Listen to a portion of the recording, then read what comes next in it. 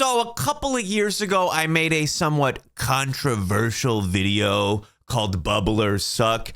And look, I stand by most of the points that I made in that video because you know what? Every bubbler that I had used, which was a lot of them at the time, did suck. But I did leave off one category. And look, I feel bad because I wasn't even using this type of stuff at the time. Now I have a ton of flower devices that provide vapor versus combustion.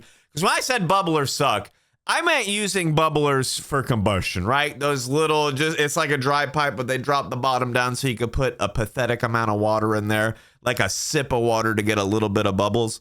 Those are awful, right? You do one bowl and like the water's black, bro. The ash is in there. They're hard to repack. It's good for like one hit, or like maybe you're going to pack one bowl and that's going to get you high for the rest of whatever, and then you're going to clean it later. Maybe it's good for that, but that's like never how I'm seshing. But I've realized in the last several months, I actually do like bubblers. There's bubblers that I use a lot. And it's the ones on dry herb vapes, the portable little handheld dry herb vapes. Bro, I almost got to use a bubbler with those. Now, I made a video a little bit ago talking about 5 handheld vapes that I use, and I got some pretty cool ones from Planet of the Vapes. And in my testing for those, and in other testing that I'm doing, I'm trying to make a tier list on handheld flower devices this year. It's one of my most requested videos, but I'm finding that anytime I do testing on like a handheld flower device, I want to slap a bubbler on it. I want a little bit of water percolation between me and that flower vapor. Look, some of these are based on heat, right? I'm pulling hot air to get the flower to vaporite. So if I got a little bit of water percolation, it's cooling that hot air that I'm pulling through. Now, it's still just, you know, a tiny little piece of glass that gets dirty quicker because it's smaller. But when you're vaping over combusting, it doesn't get nearly as dirty. And what you're pulling through is just so much cleaner, right? You might get little bits of like vaped flower in there. Maybe you get a little like flower reclaim buildup in there, but it's nowhere near as gross as like one combusted bowl through any of those little bubblers. Those things are awful. Those little handheld, you pack it and you rip it.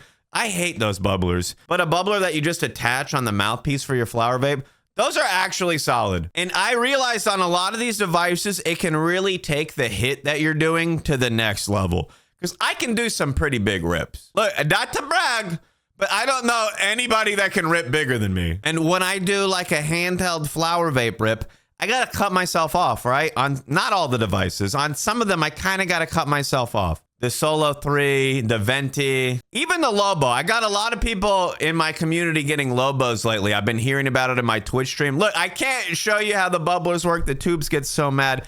If you want to see me ripping anything, tune into the Rumble or the Twitch live streams. We go live at 9 p.m. Eastern. But any of these handheld devices, when I put a bubbler on it, I can take basically as big of a hit as I can, right? I feel myself when there's no water attachment, there's no little buffer for that heat. I feel like I cut myself off like 60% of the way through the hit because I'm like, dang, it's starting to get hot. But with some of these like the Lobo or the X-Max V3, if I put a bubbler on there, I crush the whole bowl in one hit. And another thing I think is cool is like Planet of the Vapes makes like an alternative venti top where you can put a bubbler on there, which like I don't think Stores in Bickle has anything like that. But then they also have like a water pipe adapter. Look, I'm trying to be cautious with showing the glass because they've been getting me lately on the tubes. But they have like this really cool water pipe adapter that works on a lot of their bubblers, and it works on the Venti. You can put it on like a 10, 14, or 18 millimeter piece. It goes in any size. It's like a universal adapter. But I think that's like a nice little step for somebody that's not using their handhelds on the go or for like the portability aspect of it. Being able to get like an adapter to put it on your glass piece. For some people, that's going to take it to the next level, and you might not need a desktop device. Because as much as I talk about what the best devices are, not everybody, like I said earlier, hits as big as me. So